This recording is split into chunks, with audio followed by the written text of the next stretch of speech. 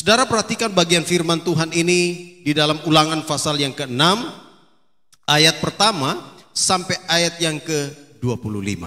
Perhatikan ayat-ayat itu. Saya mau membaca sekali lagi ayat yang pertama sampai ayat yang ke-3 saja. Dari Ulangan pasal yang ke-6 ayat 1 sampai 3, demikian firman Tuhan. Inilah perintah, yakni ketetapan dan peraturan yang aku ajarkan kepadamu atas perintah Tuhan Allahmu, untuk dilakukan di negeri kemana kamu pergi untuk mendudukinya, supaya seumur hidupmu engkau dan anak cucumu takut akan Tuhan Allahmu dan berpegang pada segala ketetapan dan perintahnya yang kusampaikan kepadamu, dan supaya lanjut umurmu. Maka dengarlah hai orang Israel, lakukanlah itu dengan setia, supaya baik keadaanmu dan supaya kamu menjadi sangat banyak, seperti yang dijanjikan Tuhan Allah nenek moyangmu kepadamu di suatu negeri yang berlimpah-limpah susu dan madunya. Demikian firman Tuhan buat kita semua. Berbahagialah kita yang membaca firman Tuhan, merenungkannya dan melakukannya di dalam kehidupan kita hari lepas hari. Dan hari ini saya mau ajak kita untuk melihat bagian firman Tuhan ini masih tentang kesetiaan, dan secara khusus saya mau bicara buat kita tema setia di hadapan Tuhan. Setia di hadapan Tuhan. Saudara, minggu lalu saya sudah menjelaskan panjang lebar tentang buah kebaikan, dan saya menjelaskan itu dari kisah seorang yang namanya Daniel. Daniel punya teman-teman, ada beberapa, lalu Daniel sendiri, mereka kemudian ada di kerajaan Babel, lalu kemudian mereka dididik di situ beberapa tahun lamanya. Dan menarik sekali karena di dalam pembacaan minggu lalu Alkitab berkata kepada kita semua bahwa Daniel berketetapan untuk tidak menajiskan dirinya dengan pelabur yang disampaikan atau dipersiapkan oleh raja. Pelabur yang saya maksudkan di sana itu ialah makanan-makanan yang disiapkan, makanan-makanan kelas 1 yang dimakan oleh raja, lalu itu kemudian dihidangkan kepada Daniel dan teman-temannya. Tetapi menariknya, minggu kemarin saya sudah menjelaskan bagaimana Daniel itu punya komitmen setia dengan Tuhan, dan karena komitmen setianya dengan Tuhan begitu luar biasa, Alkitab berkata bahwa dia menolak makanan yang enak itu, dia menolak minuman yang enak itu, semua yang terbaik yang diberikan kepada mereka itu ditolak oleh Daniel dan teman-temannya, dan mereka tidak mau menikmati santapan raja itu, dan mereka bilang, kasih saja kami air putih dan sayur-sayuran, dan buktikan bahwa nanti kami tetap sehat dan kami tidak apa-apa, tubuh kami tetap bugar, dan kami pasti akan tetap kuat, dan raja akan melihat perubahan itu. Saudara, ini menarik sekali ketika kita bicara tentang setia di hadapan Tuhan. Ini ada hubungannya dengan apa yang saya sampaikan minggu lalu. Minggu lalu saya juga sampaikan bahwa cari orang yang baik hati itu banyak. Amsal sudah katakan begitu, minggu lalu saya sudah tunjukkan ayatnya. Orang yang baik hati itu banyak, tetapi orang yang setia itu sedikit. Orang yang setia pasti dia baik hati, tapi orang yang baik hati belum tentu dia setia. Coba saudara pikirkan itu. Orang yang baik hati belum tentu setia. Dia bisa baik hati, dia bisa kasih apa saja, tetapi belum tentu dia setia. Tapi orang yang setia pasti hatinya baik, pasti hatinya itu luar biasa. Dan itu sebabnya kalau kita bicara tentang setia, perhatikan apa yang disampaikan oleh firman Tuhan tadi, dan kita hubungkan dengan Daniel. Maka setia itu bicara tentang berpegang teguh, bicara tentang patuh, bicara tentang taat, bicara tentang ada komitmen. Dan itu bicara tentang setia. Saudara-saudara yang kekasih, perhatikan bagian firman Tuhan yang tadi kita baca. Nanti sebentar saya akan menghubungkan ini, saya akan mix dengan khotbah minggu lalu, supaya kita bisa melihat apa yang saya jelaskan minggu lalu secara utuh. Saudara, perhatikan bagian firman Tuhan yang tadi saya sampaikan buat kita semua, khususnya nats kita hari ini dari Ulangan pasal yang ke-6.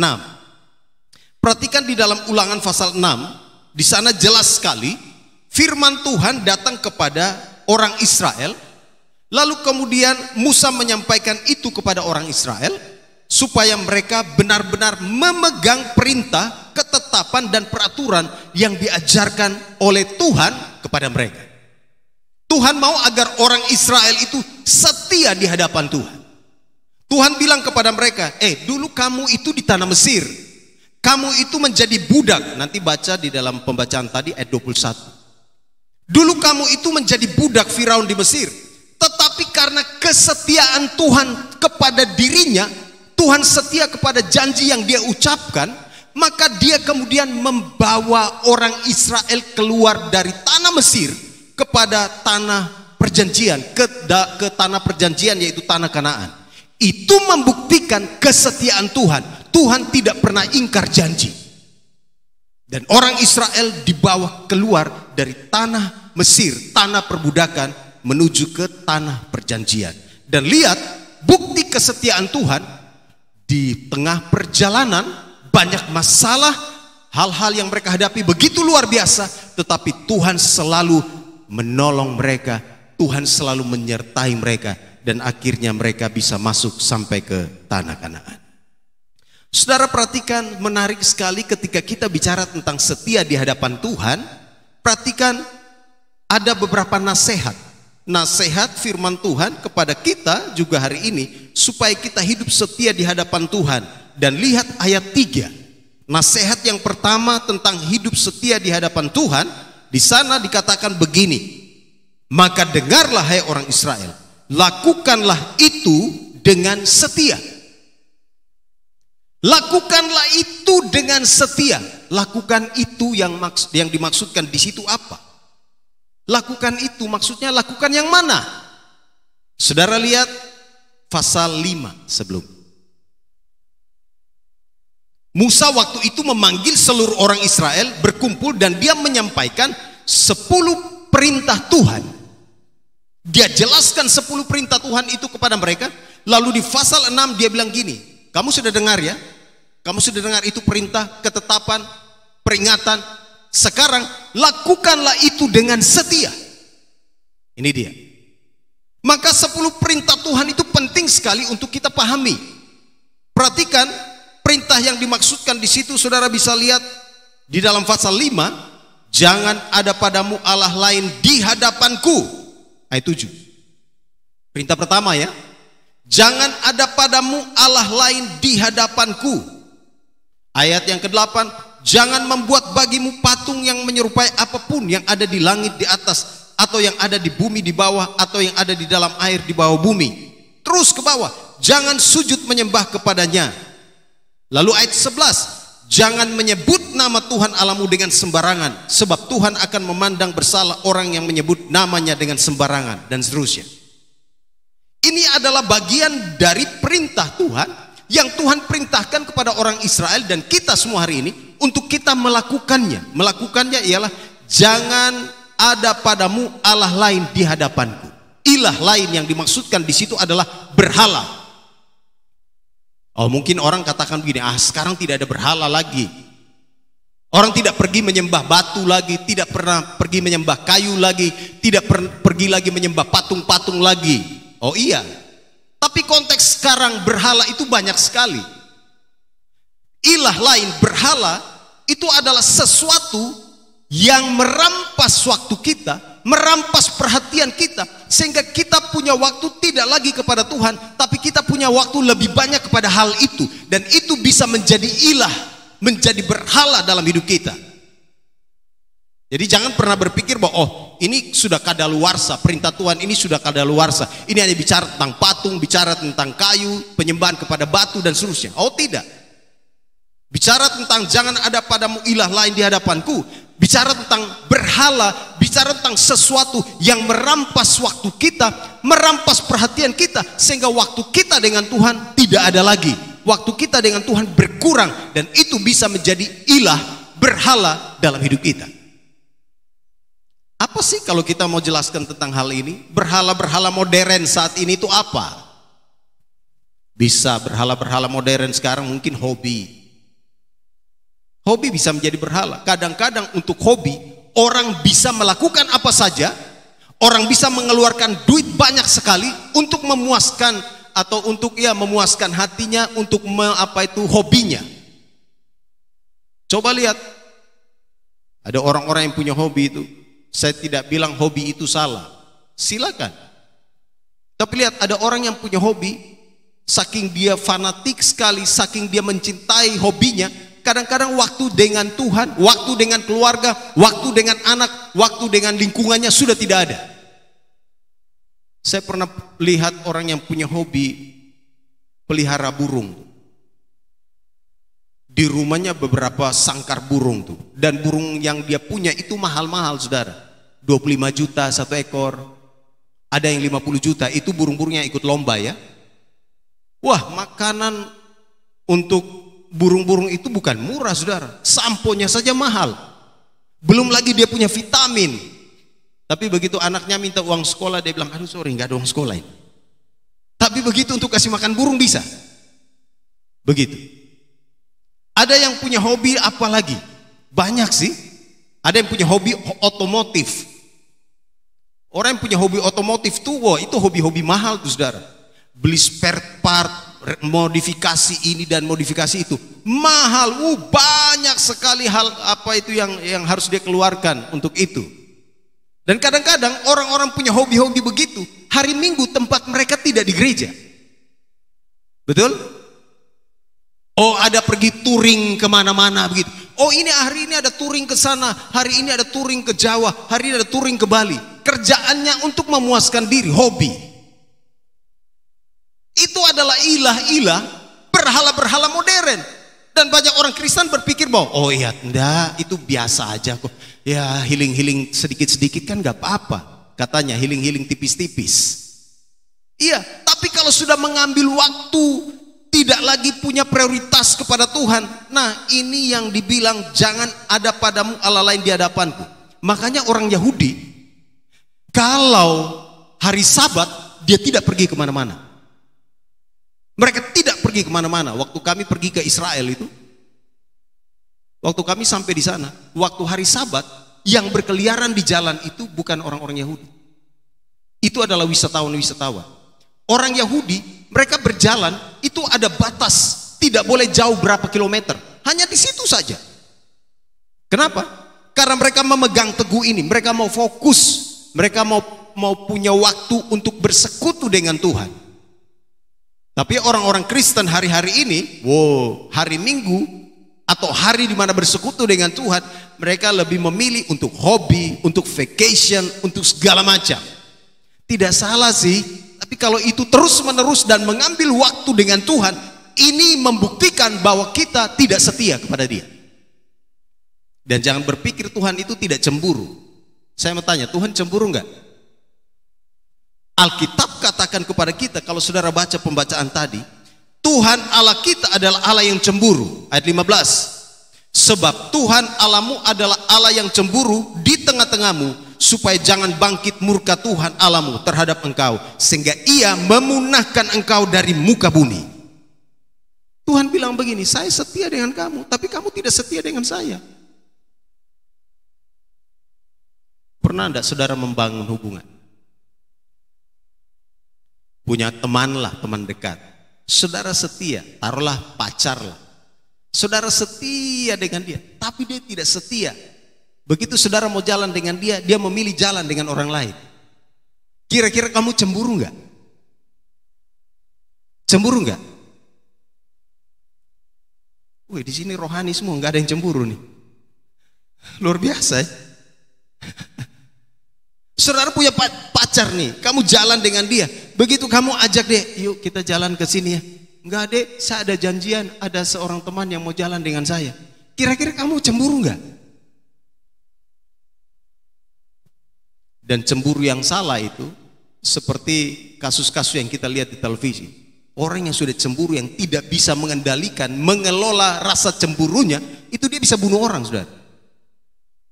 Ada yang pasangan itu yang saudara lihat televisi, saking cemburunya dia bunuh pacarnya.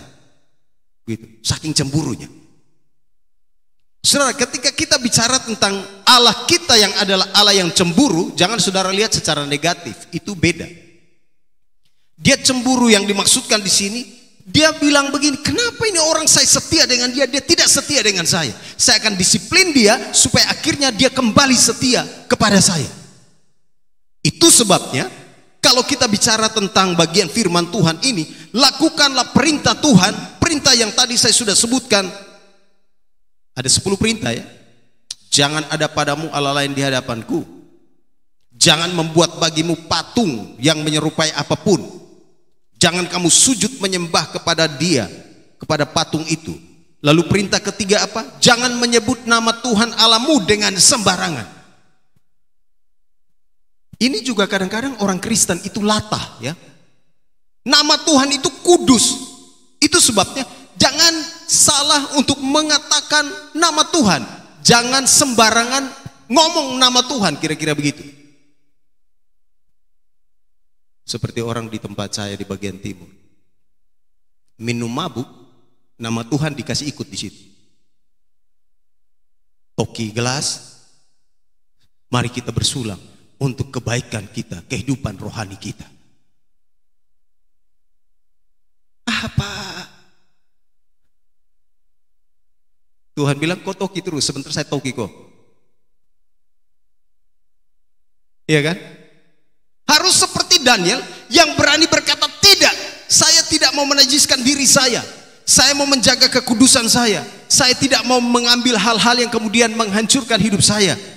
Jangan melakukan hal-hal yang bertentangan dengan perintah Tuhan. Itu yang dimaksudkan. Musa nasihatkan kepada orang Israel, lakukanlah itu, jangan menyebut nama Tuhan Allahmu dengan sembarangan. Lalu yang berikut ialah ingat dan kuduskanlah hari Sabat, yang tadi saya sudah sebutkan. Di bagian Kupang sekarang sudah ada sedikit perubahan. Kupang itu dulu dijajah oleh penjajah, dan budaya, salah satu budaya yang bagus yang saya lihat di Kupang itu ialah begitu hari Minggu, jangan saudara berpikir bahwa toko akan buka dari pagi itu sampai sore. Gak bakalan, nanti sudah sore-sore sedikit baru dia buka. Atau kendaraan, mobil itu pagi-pagi itu tidak akan jalan, kendaraan umum. Yang jalan-jalan itu adalah orang-orang punya kendaraan biasa. Kenapa? Mereka semua pasti akan pergi ibadah. Itu udah pasti. Maka kalau kita mau pergi belanja, jangan coba-coba pergi belanja hari Minggu. Itu toko-toko pada tutup.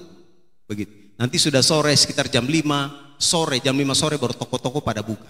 Budaya itu yang diteruskan oleh penjajah, bahwa hari Minggu itu kamu harus beristirahat, lalu kamu harus menguduskan hari itu, mengucap syukur kepada Tuhan untuk hari itu.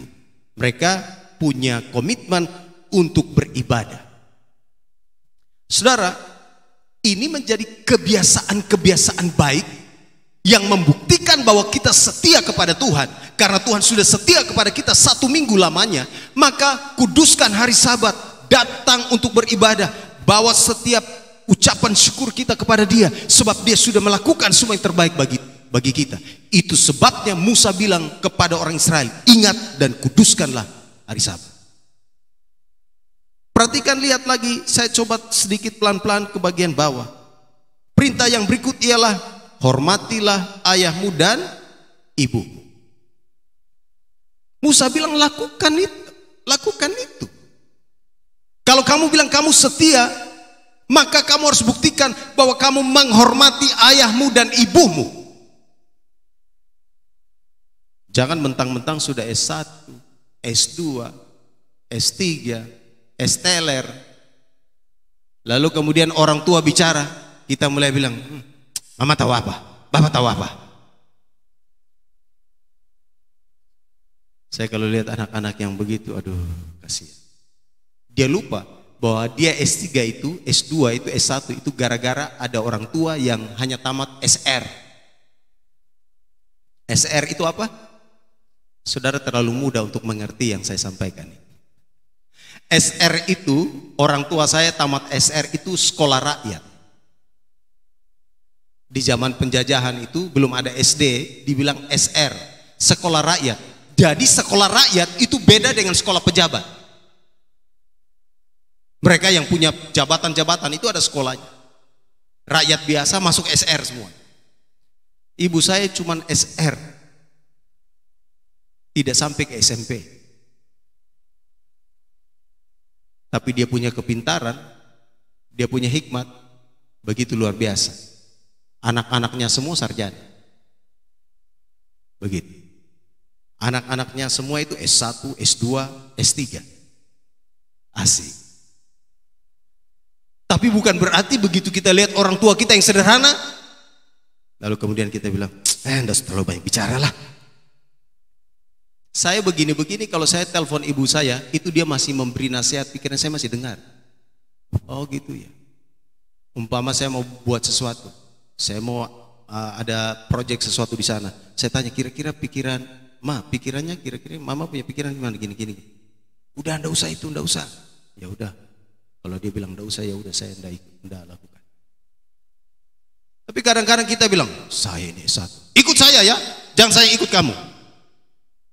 Gaya sekali. Ngaca lo, lu keluar dari mana? Ya kan? Kamu tuh datang dari mana gitu loh. Itulah sebabnya Musa memerintahkan orang Israel untuk menghormati ayah dan ibu. Lakukan itu. Saudara, kalau saudara menghormati ayahmu dan ibumu, maka Alkitab katakan begini, itu ada lanjutannya saudara. Hormatilah ayahmu dan ibumu supaya apa? Supaya lanjut umurmu di tanah yang diberikan Tuhan Allahmu kepadamu. Ayat 16. Banyak orang yang berpikir, saya tidak menghormati orang tua, saya pasti panjang umur. Tuhan juga ada bilang, kalau kau tidak hormati orang tua, kau punya perjalanan hidup ke depan juga nggak bagus. Hormatilah ayahmu dan ibumu supaya lanjut umurmu, supaya panjang umurmu, supaya masa depanmu baik. Tapi kadang-kadang ada yang bilang gini, saya punya orang tua menjengkelkan juga. Sudah dia menjengkelkan, kau doakan dia saja. Jangan juga kau lagi berontak. Kan begitu. Ya kan? Coba evaluasi. Jangan-jangan kadang-kadang hidup kita ini, anak-anak muda ini hidup berliku-liku gara-gara salah satu penyebabnya dia tidak menghormati orang tua. Bisa terjadi. Itu sebabnya hormati orang tuamu, hormati ayahmu dan ibu. Kalau kamu nanti satu waktu jadi orang tua, baru kamu tahu artinya bagaimana anak menghormati kamu. Sekarang tuh belum mengerti kalau belum punya anak. Tapi kalau sudah punya anak, baru mengerti yang dimaksudkan dengan hormati orang tua itu apa. Itu sebabnya Musa bilang begini, lakukan itu. Ini perintah Tuhan. Ini bukan perintah manusia, ini perintah Tuhan. Lakukan itu. Lalu perintah yang berikut apa lagi? Jangan membunuh. Oke, jangan membunuh.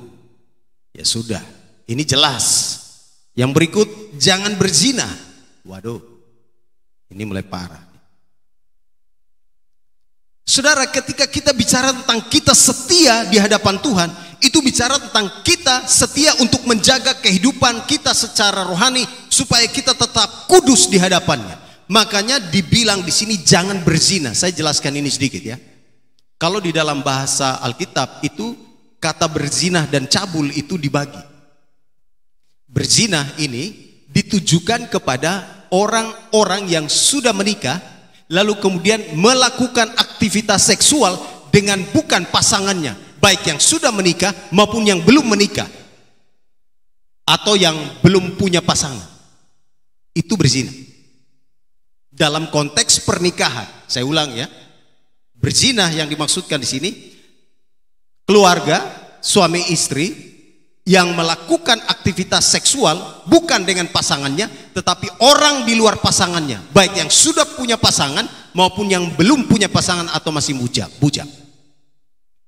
Di dalam perjanjian baru ada disebutkan yang lain juga yang namanya percabulan. Kalau saudara baca ya, percabulan. Percabulan itu ialah aktivitas seksual yang dilakukan oleh mereka yang belum ada ikatan pernikahan. Agak beda ya, mengerti ini ya.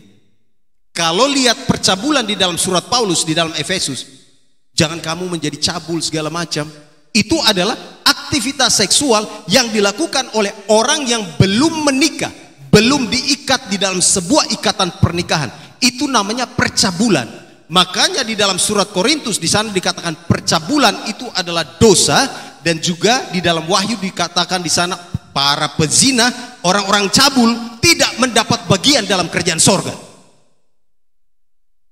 Itu sebabnya anak-anak Tuhan diingatkan supaya memegang teguh firman Tuhan, melakukan firman Tuhan untuk menjaga kekudusan, tidak melakukan perzinahan untuk mereka yang sudah menikah, dan bagi mereka yang belum menikah jangan melakukan yang namanya percabulan. Seperti yang contoh Yusuf. Yusuf begitu ditawar oleh istri Potifar, dia bilang tidak. Padahal gratis. Wih, laki-laki mana yang dikasih gratis gak mau nih. Tapi Yusuf bilang tidak. Yusuf lebih memilih setia kepada Tuhan ketimbang dia membiarkan dirinya melakukan dosa. Itu sebabnya Yusuf kemudian diberkati oleh Tuhan. Naik. Saya baca satu kisah di Jakarta, ada seorang laki-laki berondong yang menjadi simpanan seorang wanita kaya. Semuanya terjamin, sudah. Dia dikasih apartemen, bulanan setiap saat ada, punya pakaian, dia beliin semua, sepatu yang mahal-mahal, pokoknya semuanya. Yang penting dia selalu temani ibu itu. Kalau ibu itu mau pergi kemana, ke puncak mau check in, dia harus temani. Pokoknya menjadi simpanan lah. Wih, saya kaget dia kasih testimoni itu. Dan biaya hidupnya itu terjamin, saudara. Tidak usah kerja, dia punya kerjaan, cuman masuk keluar salon supaya glowing, dibiayai semua. Waduh, mulai mikir nih, kalau ada laki-laki begitu di Jakarta yang ditawar begitu, lalu tidak punya iman, yang tidak setia dengan Tuhan, pasti tergiur. Siapa nggak mau tidak kerja dikasih gaji, dikasih 20 juta setiap bulan, mau nggak? Laki-laki yang tidak rohani mulai mikir nih, waduh, dapat apartemen, makan minum di restoran, pergi-pergi dengan mobil pribadi, ada supir, perawatan selalu, ke salon 1 minggu 2-3 kali. Waduh.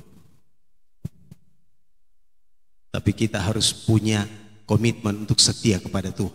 Amin.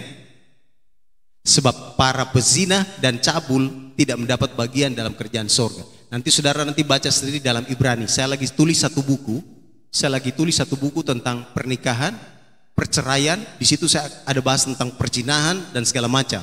Mudah-mudahan tahun ini buku itu selesai keluar.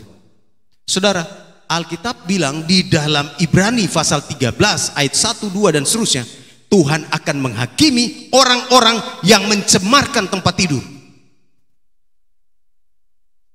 Izinkan saya baca ini untuk kita. Saudara lihat di dalam Ibrani pasal 13 di sana dikatakan begini, ayat 4. Hendaklah kamu semua penuh hormat terhadap perkawinan, dan janganlah kamu mencemarkan tempat tidur seperti orang-orang sundal dan pesinah, akan dihakimi Allah. Ini yang tadi saya jelaskan. Sundal dan pesinah itu disampaikan di sini. Sundal berhubungan dengan mereka yang belum punya pasangan, belum diikat dalam pernikahan, tetapi sudah melakukan aktivitas seksual. Itu sundal. Lalu pesinah itu adalah mereka yang sudah menikah, tapi tidak melakukan aktivitas seksual dengan pasangannya, tetapi dengan orang lain.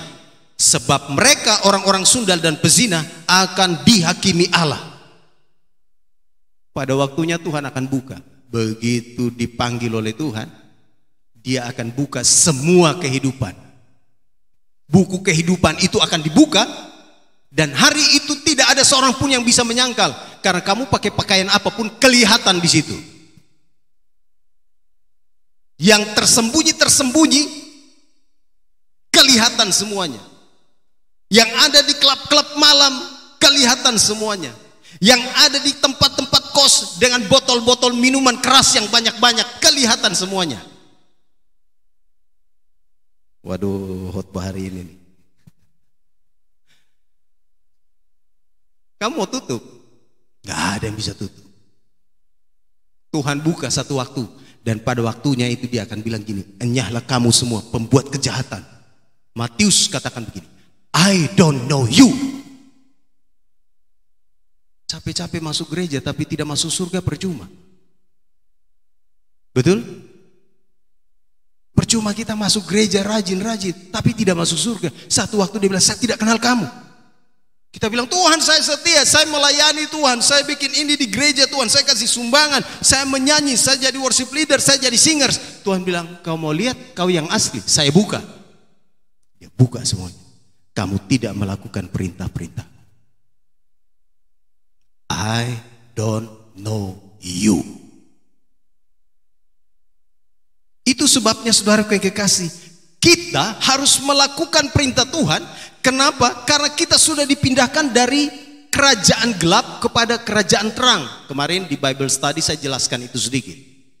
Banyak orang Kristen itu tidak sadar bahwa ternyata mereka sudah hidup di dalam kerajaan sorga. Kerajaan sorga itu bukan waktu mati baru pergi ke surga saja. Waktu kita hidup di dalam kebenaran, sukacita Roh Kudus, maka kita sedang ada di dalam kerajaan sorga. Sama seperti doa Bapa kami itu, datanglah kerajaanmu, jadilah kehendakmu di bumi seperti di surga.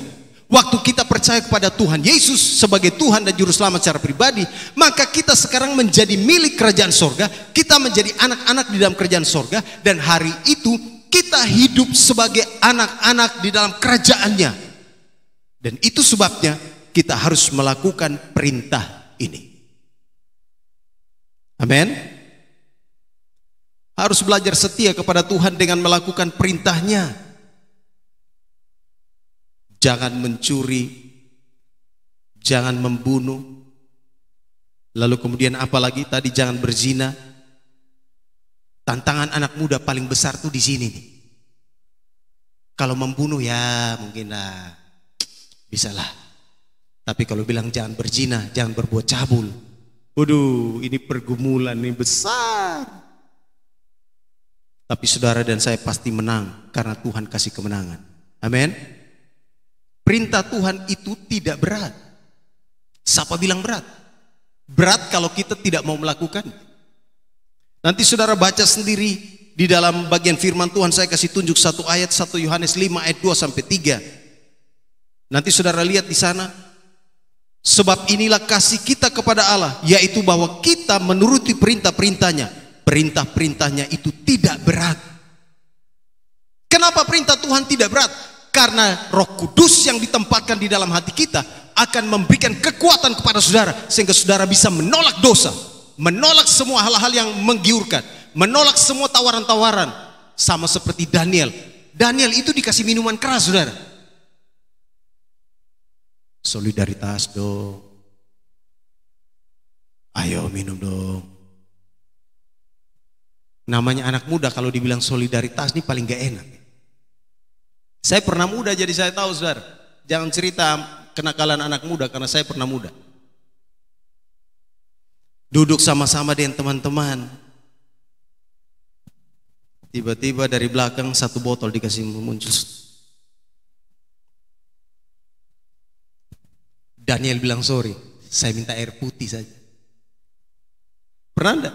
Ada teman kasih satu botol gitu dan kamu bilang, saya enggak biasa, minta air putih. Bisa? Bisa?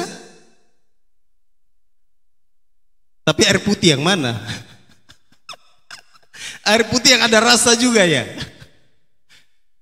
Saudara lihat Daniel ini hebat sekali. Ditawarin dan dia punya hak untuk bisa ambil itu. Itu sudah bagian dari makanan minuman. Tapi Daniel bilang, maaf ya, saya nggak biasa. Kasih saya air putih saja. Berapa banyak anak muda Kristen yang begitu ditaruh di situ, dia punya hati mulai gelisah. Nggak mau minum, enak juga ya. Apalagi ada yang bilang, lu nggak coba, tahu nggak? Ini minuman satu botol ini punya harga mahal. Berapa itu satu botol? Wih, itu mau 10 juta itu. Wih, rasa dulu minum 10 juta ya. Saya melayani seorang anak pemudi, cewek. Dia dikasih apa itu minuman itu, satu botol itu, dia tidak tahu harganya. Minuman satu botol itu kurang lebih harganya 15 juta kalau salah. Satu botol yang minuman keras itu. Minuman beralkohol itu. Merek bagus. Namanya dia juga polos kan. Dia bilang, saya tidak terbiasa deh minuman itu. Sudah deh, singkirin kemana kek. Begitu. Terakhir temannya bilang, gila lo, kenapa lo tolak? Itu minuman harganya sekitar 15 juta. Oh iya kak, aduh kemarin coba saya rasa ya. Dia menolak karena dia tidak tahu berapa harganya. Tapi begitu dia tahu harganya, wah ini juga kepingin ini. Tapi saudara, beda dengan Daniel ya. Daniel dia benar-benar setia kepada Tuhan. Dia tidak mau menajiskan dirinya. Dia tidak mau membiarkan dirinya itu mengkonsumsi makanan, minuman yang menajiskan. Dan ini tipe orang yang setia. Dan saudara lihat Daniel, Tuhan membawa orang-orang yang setia itu naik. Naik pasti, tidak akan turun. Tapi banyak orang yang mula-mula setia dengan Tuhan, lama-lama tidak setia. Begitu di sini agak naik, Tuhan bilang kau tidak setia, saya kasih turun lagi. Dan itu yang terjadi, saudaraku yang kekasih. Kita harus melakukan perintah Tuhan, sebab perintah Tuhan itu tidak berat. Perhatikan orang Yahudi, saya jelaskan sedikit ini konteksnya buat kita supaya kita mengerti. Bayangkan untuk melakukan perintah Tuhan, apa yang mereka lakukan saudara? Di dalam ayat itu, di sana dikatakan begini. Kalau saudara lihat Ulangan itu, wah ini luar biasa. Ayat 6, apa yang kuperintahkan kepadamu pada hari ini haruslah engkau perhatikan. Yang pertama tuh perhatikan. Haruslah engkau mengajarkannya berulang-ulang kepada anak-anakmu dan membicarakannya. Dalam konteks rumah tangga, kalau kita punya anak, ajar dia ulang-ulang. Kalau di jemaat, ini saya ngajar ulang-ulang. Makanya saudara jangan bosan. Kalau saya ngomong tentang berzina, hidup rohani, jangan minuman-minuman keras. Jangan, karena memang disuruh berulang-ulang. Membicarakannya berulang-ulang. Lalu apa? Membicarakannya berulang-ulang waktu engkau duduk di rumah, dalam perjalanan, apabila engkau berbaring, apabila engkau bangun, haruslah juga engkau mengikatkannya sebagai tanda pada tanganmu, dan haruslah itu menjadi lambang di dahimu. Saya jelaskan ini, karena banyak yang tidak mengerti hati. Orang Yahudi itu perintah Tuhan itu disuruh ikat sebagai tanda pada tanganmu. Itu kalau saudara baca Alkitab ada yang namanya tali sembahyang. Tali sembahyang itu mereka ikat di bagian kiri di sini, dan tali sembahyang itu mengingatkan mereka tentang perintah Tuhan.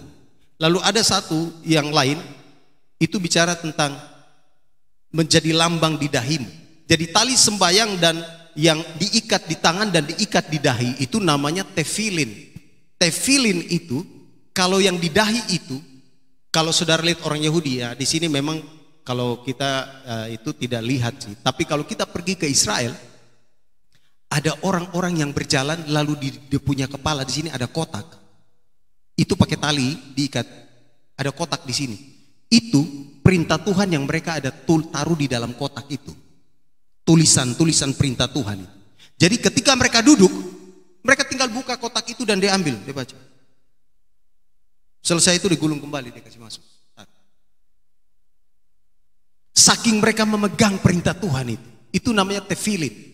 Itu kita ketemu di Israel tuh banyak sekali. Jadi mereka kalau jalan tuh, oh ini Ulangan 6 ini dia praktek.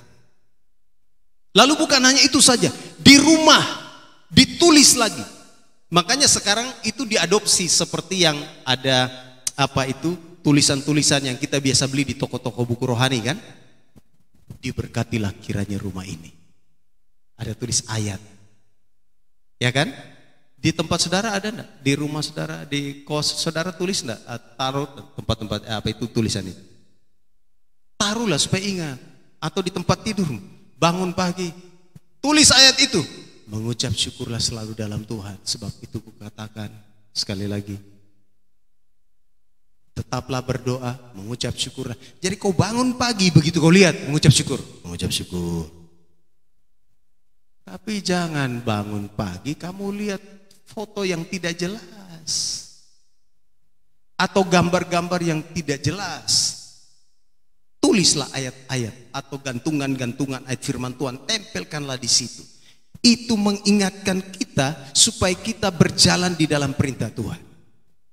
Coba pulang cek kamar-kamarmu. Di kamarmu itu ditulis ayat apa? Ayat kursi kah? Ayat meja? Tulislah ayat firman Tuhan. Amin. Ada satu aplikasi saya taruh di handphone saya. Ada satu aplikasi. Jadi begitu kalau saya buka handphone, langsung ayat sudah muncul. Tanpa diperintah, dia otomatis. Jadi begitu buka handphone sekarang, langsung ayat. Sebab kalau tidak, kita cek pertama notifikasi WhatsApp, atau apalagi YouTube, atau apalagi. Kita harus berusaha menjaga kehidupan rohani kita dengan hal-hal seperti begitu. Itu sebabnya Musa bilang kepada orang Israel, lakukanlah perintah Tuhan, lakukanlah itu. Bicarakan itu ulang-ulang, jangan bosan-bosan. Selalu sampaikan itu. Di mobil, kebiasaan saya kalau keluar mau dengan mobil, saya hidupin mesin, masih beberapa menit, saya berdoa. Tuhan tolong saya mau keluar dengan mobil ini, jauhkan dari kecelakaan, tibakan dengan selamat. Gas, jalan. Itu harus jadikan kebiasaan, habit. Keluar rumah, sekalipun tadi sudah berdoa, saudara diam sedikit, Tuhan saya mau keluar rumah, sertai saya. Jangan. Jadi hari itu hidup saudara dipenuhi dengan sukacita daripada Tuhan. Amin. Saudara, ini penting sekali. Musa bicara tentang setia. Orang-orang yang setia di hadapan Tuhan, mereka melakukan perintah Tuhan. Yang kedua, saudara lihat ayat 10 sampai ayat 16 di dalam kitab Ulangan tadi. Ayat 10 sampai ayat yang ke-15 firman Tuhan katakan begini.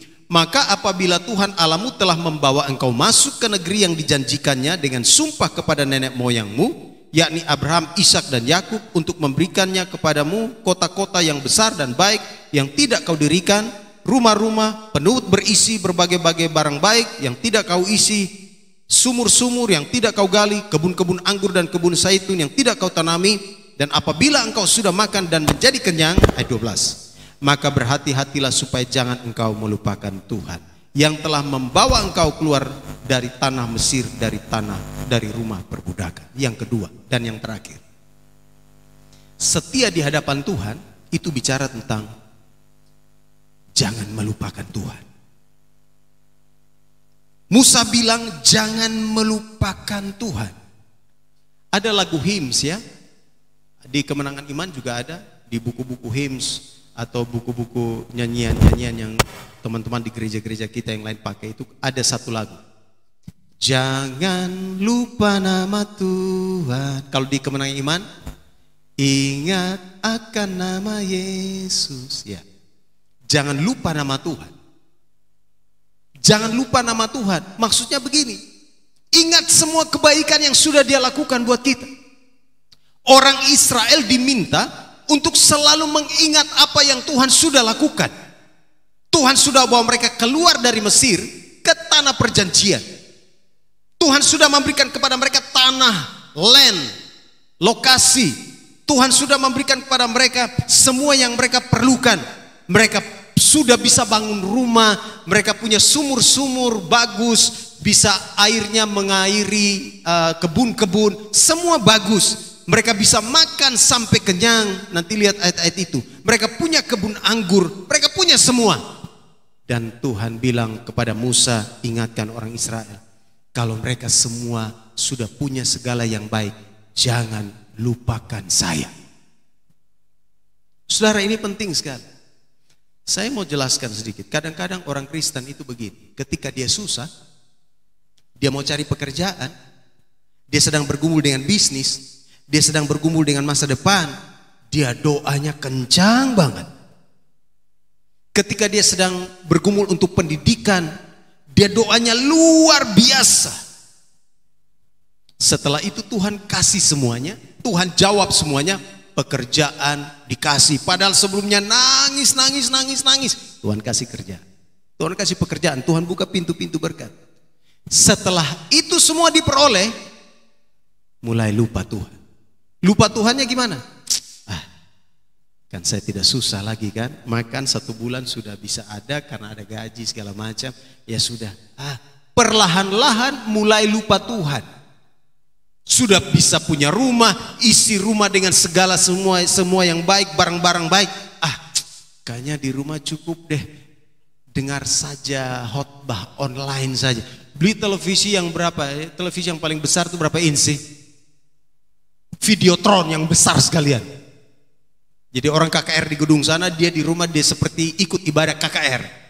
Udah mulai itu, mulai merasa, aduh, kayaknya kalau saya pergi ke gereja enggak level saya ketemu mereka. Kayaknya kalau bicara dengan mereka enggak nyambung deh, enggak level gitu. Saya kan sekarang sudah punya ini, sekarang saya sudah punya jabatan yang bagus, saya sekarang punya kendaraan yang bagus, saya semua punya pakaian mewah segala macam. Kayaknya kalau bergaul dengan mereka nggak level deh. Saya perlu cari komunitas baru yang bisa saya bergaul dan selevel dengan mereka. Oh, ciri-ciri orang sombong. Tuhan bilang kepada umat Israel, kamu ngaca, dulu kamu nggak punya apa-apa. Saya yang kasih semuanya itu. Jangan lupakan kebaikan saya.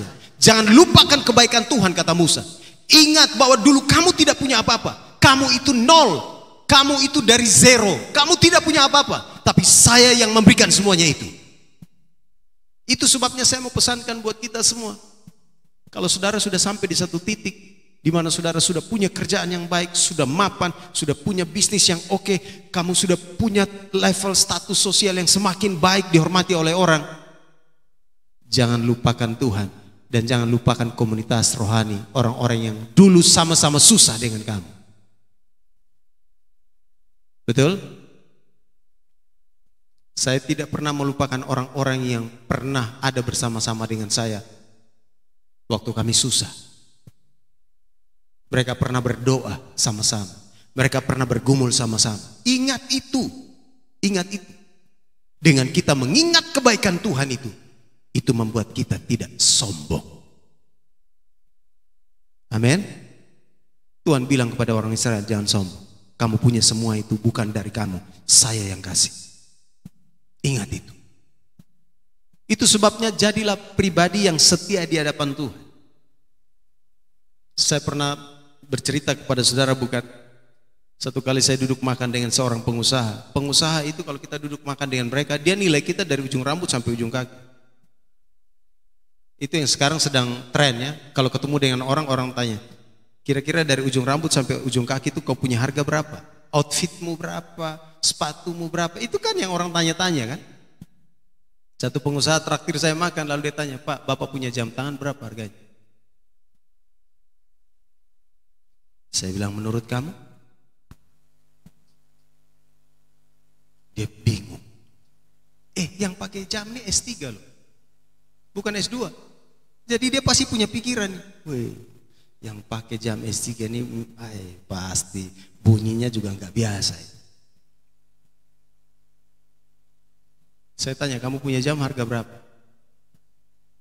Dia bilang begini, jam saya harganya berapa juta. Oh, bagus. Dia penasaran, dia tanya, Bapak punya jam berapa harga? Kamu penasaran sekali. Saya bilang gini, saya punya jam tidak terlalu mahal. Harganya cuma 700.000. Dia kaget. Saya bilang kepada dia, bukan barang yang memberi nilai kepada saya memberi nilai kepada barang. Ngerti maksudnya? Ngerti? Nilai saudara itu tidak ditentukan oleh barang yang saudara pakai. Tapi barang yang saudara pakai, yang saudara miliki, nilainya ditentukan oleh kamu sendiri. Betul? Maka jangan minder kalau kamu jalan dengan orang yang pakai jam Rolex. Nilai saya jauh lebih besar daripada itu jam. Orang kalau sudah pakai jam Rolex, makan pun, jam berapa ya? Oh, ketahuan. Kalau orang baru begitu, modelnya kayak gitu, saya tahu sekali. Kayaknya dia baru beli jam. Atau selama hidup dia baru punya barang mahal. Kalau dia pakai cincin, dia tanya lagi cincin saya. Ini dasar pengusaha. Pak, Bapak punya cincin berapa harganya? Dia tanya cincin yang warna hitam. Saya bilang cincin saya yang ini, cincin saya menikah dari tahun 2001, saya belum ganti sampai sekarang. Cincin kawin. Enggak, bukan itu Pak, yang satu. Oh, kamu mau tahu cincin saya? Dia penasaran kan, lihat. Orang kalau lihat hitam nih bagus sekali ya. Saya beli cincin ini harga 100.000. Masa sih Pak? Orang sekelas Bapak pakai cincin harga 100.000. Emangnya nilai saya jatuh gara-gara saya pakai barang harga 100.000 gitu? Kalau orang yang punya pikiran begitu dia saraf nih. Dia nggak ngerti firman. Hidup kita lebih bernilai dari semua barang yang kita punya. Amin. Hidup kita lebih bernilai, saudara. Tapi saya juga tidak bilang ya sudah jangan pakai barang mahal. Silakan pakai, tapi jangan pakai untuk sombong. Tuhan bilang udah lupa, itu saya yang kasih. Udah pakai cincin banyak sekali, jangan begini-begini. Ini kayak orang mau kesurupan, mau gemetaran. Ini maksudnya apa? Maksudnya apa? Emas terlalu banyak. Emangnya di surga perlu itu emas? Di surga orang bilang kita injak-injak itu emas. Jangan, sekali lagi, jangan berpikir bahwa semua yang kita punya itu karena kita. Tuhan bilang kepada orang Israel, ingat, kamu sebenarnya tidak punya apa-apa. Saya yang kasih semua. Saya mau tanya, waktu kamu lahir, keluar dari rahim ibumu, emas 1 kilo ikut? Atau cincin berlian 5 karat ikut? Enggak, semua datang dengan telanjang dan pulang dengan telanjang. Amin. Itu sebabnya Ayub bilang gini, Tuhan yang memberi, Tuhan yang mengambil. Terpujilah nama Tuhan. Tuhan bilang kepada orang Israel, kamu harus belajar setia kepada saya. Setia untuk mengerti bahwa apa yang engkau punya, itu aku yang memberikan. Amin. Jangan lupakan kebaikan Tuhan. Orang-orang yang setia dengan Tuhan itu tidak sombong. Tidak usah sombong, tidak usah pamer, tidak usah pamer. Apa adanya. Ingat, barang yang kamu pakai, saya garis bawahi, tidak memberikan penambahan nilai sedikit pun kepada dirimu. Tapi dirimu, hidupmu yang bernilai itu, yang memberi nilai kepada barang yang kau pakai.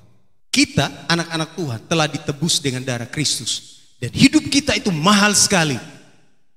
Dan karena itu saudaraku yang kekasih, kita semua harus mengerti bahwa Tuhan sudah memberikan semua yang terbaik bagi kita. Dan jangan sombong.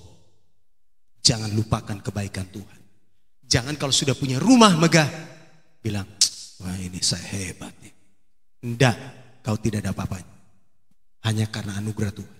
Kalau kamu punya semua, kalau kamu punya harta berlimpah, itu bukan karena kamu.